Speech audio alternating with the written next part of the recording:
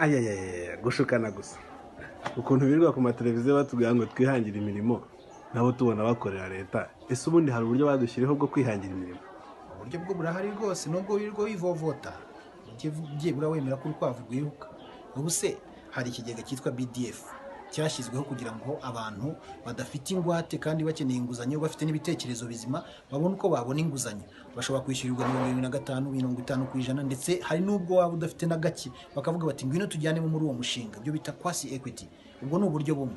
Ubundi bashyizeho reba nk'urugero ibijyanye no kwigisha ibijyanye n'imyuga n'ubumenyi ngiro. Buriya bari abantu barabwira genda wige mu gihe runaka, ariko mu gihe utangiye kumenya ubumenyi bukeya utangira ubukoreshe mu bice bitandukanye, yaba mu bijyanye na stage cyangwa ahandi hantu ushobora kuba watangira gubyaza umusaruro ubumenyi wabonye bukakwinjiriza make make. Ikindi cyiciro nakubwira yuko bashyizeho uburyo bwo gutuma abantu bihangira imirimo idashingiye ku buhinzi. Nakubwiye yuko byibura igihugu kigomba kugira imirimo mishya kugeza muri 2024 igera kuri 1,5 miliyoni. Bivuga ngo buri mwaka hagomba guhangwa imirimo irenga 200,000.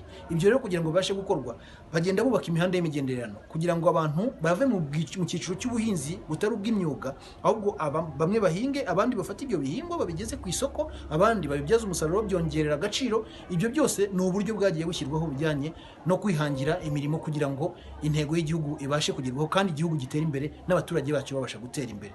Wowe uri aho ngaho gusura ngo mu kwivovota birenge n'ububwira.